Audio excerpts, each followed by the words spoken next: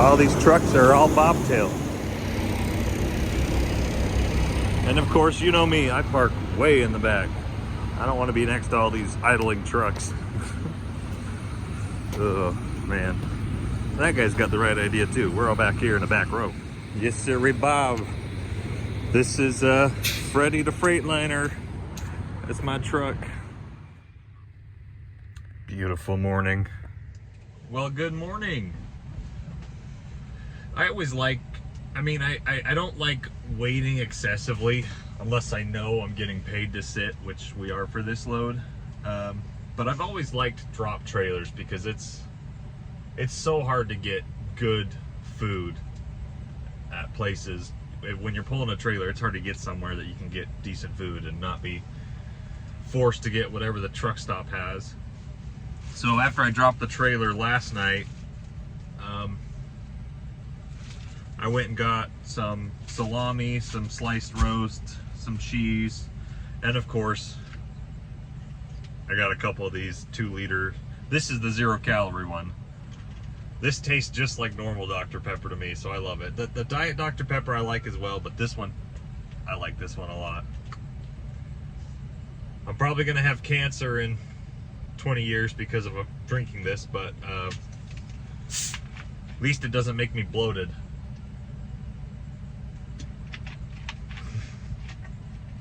Anyways, yeah, these are only like $1.50 at Walmart. So also, I just drove past, there's a Burger King across the street from this FedEx warehouse.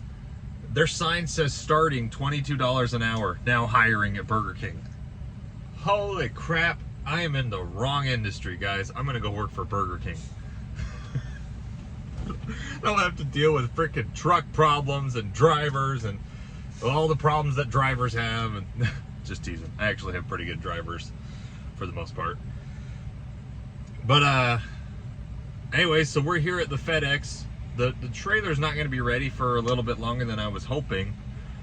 It's going to be more like a 36-hour drop.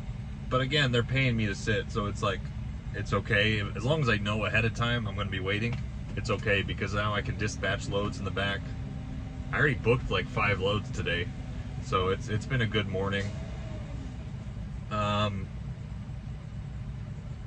it's been a learning curve for me, because I've never really done FedEx before. I've done Amazon, I've kind of, not very much, but I've done a little bit of, like, what are some of the bigger places? I don't know. But if you know what a SCAT code is, basically a SCAT code is a 4-digit code. And I don't know, I think they always have to be letters, I think. So like,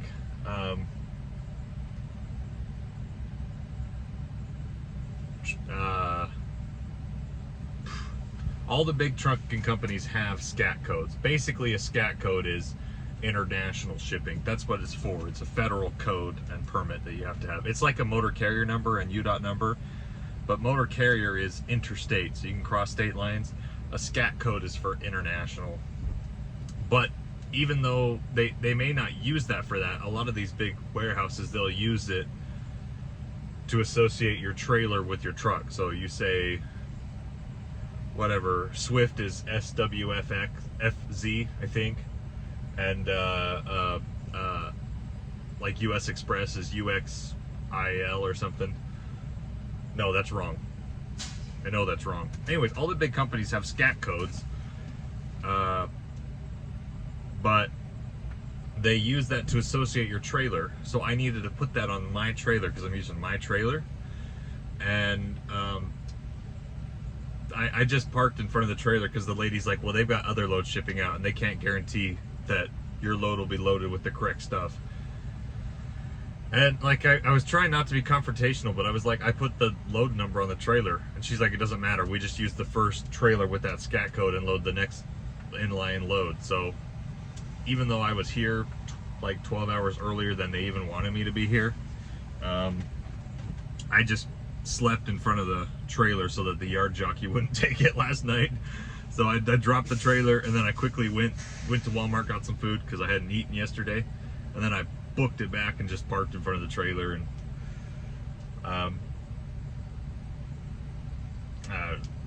at this point I was like, whatever. So I was all the way in the back, so nobody came and bugged me, but it's a good learning curve. But I got my food, I got my Dr. Pepper, and the load should be ready in about 16 hours, and then we're gonna book it straight to Salt Lake. I can't stop because it's technically a team load, but it's only like 700 miles, so I can do that. If I do run out of hours, I can have one of my other drivers come rescue me, but I shouldn't have any problems. So we're just hanging out here this morning, booking loads and trying to figure out how these FedEx loads work. This is kind of fun, actually. Something cool about these FedEx terminals, they've got showers in here, which if I would have known that, I wouldn't have paid $15 for a shower at the Pilot yesterday. I guess that's not true. I don't have any towels, so never mind. I guess I still would have showered at the Pilot. But that's kind of cool. They got showers here, so if you're running FedEx, you don't have to pay for a shower. You can use all of your points you get on your Loves and Pilot card for food. Not that you should even be eating food at the truck stop. That stuff is disgusting.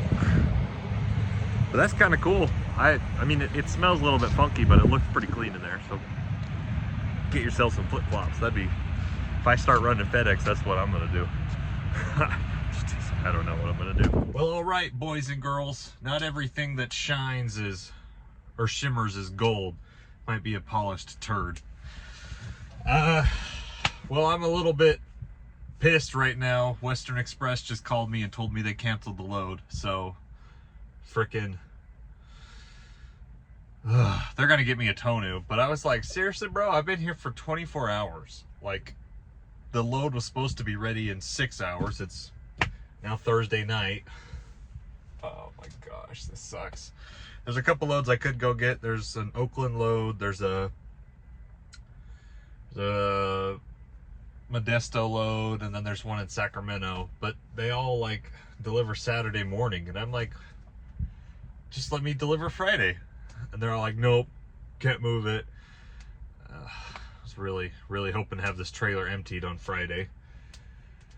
But I guess that's what I might have to do. I guess I have my own trailer. I'm not pulling a Freightvana trailer. If I'm not pulling somebody else's trailer, I guess I can go wherever. I don't have to go directly home. But we need to service this truck. It's been 25,000 miles since we serviced it last, so I need to get it back in the shop. So I was really hoping to get a direct load home, but I guess I don't have to go home. Maybe I get something down to LA.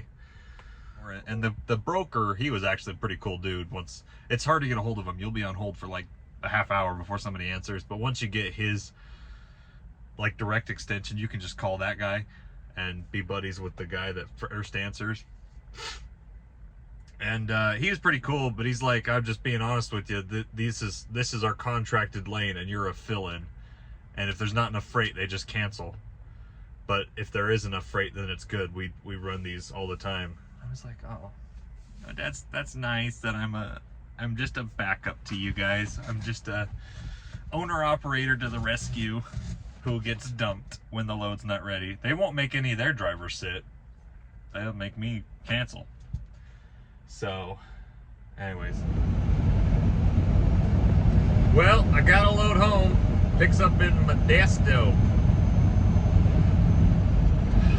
It doesn't pay as good as I would like, but I mean, it pays good. It pays above the market rate on DAT. So, sorry, it's like freaking windy in California. I don't know where this storm came from. Hopefully, I can beat it up Donner Summit. It's probably snowing up on the mountain. I'm a little bit scared. No, I'm not scared. I'm scared that another idiot got the road closed and they won't let people pass if they don't have chains on. That's what I'm scared about. But yeah, Modesto, California to Grantsville, Utah. It doesn't deliver until Saturday morning, which sucks. Today's Thursday, deliver Saturday. I don't know. Go get this load picked up and I'll get headed home. It's picking up from Conagrad. I think it's canned beans. All right, we got loaded here in Modesto. Those mother truckers lied to me. They told me the load was 30,000 pounds, and according to this, I am 41,000 pounds, so it's a pretty heavy load. I mean, I'm not overweight, but it's... I picked up from the Conagrad here in Modesto, and it's, I think it's canned beans. Funny enough, now I'm not saying this to be racist or anything, not racist. That's not a good way to phrase that. But, literally the broker, I've hauled from this place before, but the broker said the product type is Mexican stuff. Mexican cuisine, Mexican food. It's like cans of beans. Oh man. Anyways, so I was looking on the cameras and Donner's Pass is freaking closed because it's snowing up there. They got the chain restriction going southbound. Northbound looks clear. I don't think people are putting chains on, but it just sucks because I don't want to. And the reason I'm really mad about the weight is because I always try and find light loads coming out of California. I mean, this load paid good, so I'm not arguing whether it paid good or not. But going up Donner Summit is not fun with a heavy load. You know, you go from frickin' Sacramento, which is like 100 feet in elevation, to Donner Summit, which is 7,000 feet in elevation. And it's not like steep the whole time, but it's consistent. It's consistent for 50 miles or whatever. So it's pretty hard on the engine and on the truck. So if you have a heavy load, it's just, ugh. Anyways, well, that's why we have warranty on all of our trucks, because if I blow something, I ain't paying for it. I mean, I'll pay for part of it, but they'll pay for most of it if something catastrophic happens, you know? So that sucks. Maybe I should call the broker and be like, hey, ding dong, you freaking overloaded me. No. So yeah, we'll be headed home. Hopefully I can just, even if they have the chain laws up, I'm just gonna blow past them. I don't freaking care. I'm not putting freaking chains on if there's no snow on the ground. Well, I'm not sure what I was thinking trying to drive through Sacramento at freaking 4 o'clock in the afternoon. Yeah, there's no way I'm getting out of California tonight. There's no way. We're still freaking 70 miles from Sacramento, and it's only gonna get worse, so I don't know.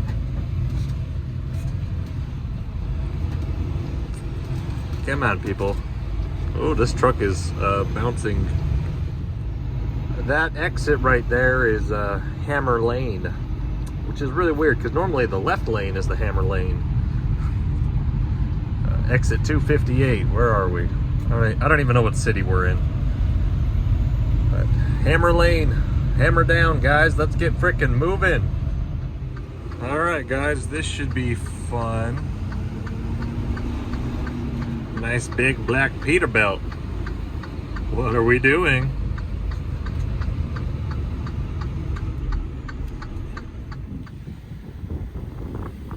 Nice.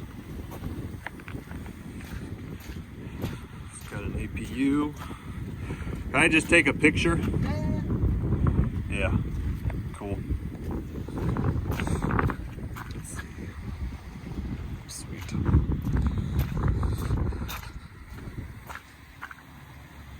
It's too dark.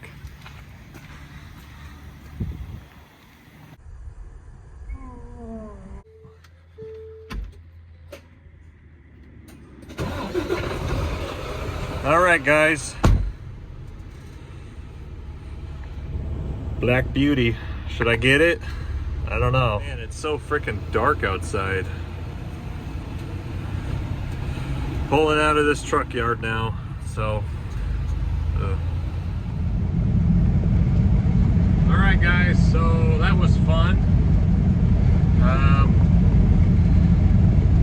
Yes, I am looking for another truck, potentially.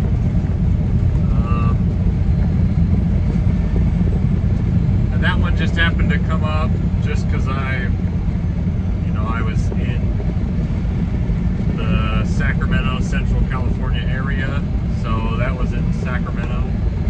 So we are back on I-80 headed home now. Just went to look at the truck. It's basically a brand new truck. The guy bought it and decided that, well, the driver that he had hired for it quit, and he's having a hard time finding another driver. The truck is in great shape. I mean, it only has 20,000 miles on it. It's a 2024.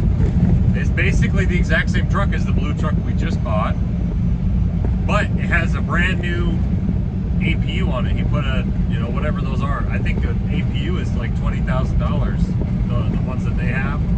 Maybe not, I may be wrong. We don't put APUs on our trucks because most of them have bunk heaters. So you can heat the truck without having it idle. But in the summer, you know, you have to idle the truck for a little bit if it gets really hot. But usually that's not a problem, just because we're in the Northwest and it doesn't get as hot. And also, if you're driving during the day, it gets cold at night. You know, during the summer you don't need it as much. But so that, I mean, it's a nice thing to have, I think. But man, this part of the road's kind of bumpy. I don't know. It's black. It's a nice truck. The only downside is it smells like so much smoke, you know, and like lung cancer smoke. Like, how did that brand new nice shiny truck, it smells so bad. Now, I'm not opposed to you smoking in a truck. I mean, if you in your own truck. My drivers are not allowed to smoke in my trucks because it affects your resale value, and I don't hire people that smoke. I've been through that. I like to look at all my trucks as if they're my personal truck. I want it to be in a good shape. It needs to be clean enough that if I have an emergency and I need to put another driver in that truck, it's clean enough that they can be comfortable in it, and we all respect each other's stuff. Yeah, so I mean, obviously I can get the smell of smoke out of a truck. It'll take a minute. Anyways, I'm getting off topic. That's, yeah, we're looking for another truck. It's the end of the year. You know how it is. We're getting ready to finish our taxes, and just the position we're in, we may need a little bit of write-off. I don't know yet. But potentially looking at buying another truck, and just it'd be good to have another new truck because we've had so many breakdowns lately that it's like I really need probably another truck, just to be honest. So I don't know. Anyways, so I am looking for trucks potentially. I want something new, relatively new, that still has 5 years of manufacturer's warranty. I want a Cummins. That's kind of what I'm looking at. There's these two I'm going to flash on the screen. So we got the black one that we just looked at. There's another black one I'm looking at, and then a green one. I haven't put any deposits down on any of these trucks. It's not like I need another truck, but you're always at that point where once you have a fleet of trucks, you're like, one more truck would be nice, but you don't need it, but you know you kind of need it. So that's kind of where we're at right now. I really like the green color of this one, but also the black matches the blue a little bit better. I don't know. I've never had a green truck. I like the green, so that would be interesting. Call it Lime Ricky or something, or what's a green, like mean green?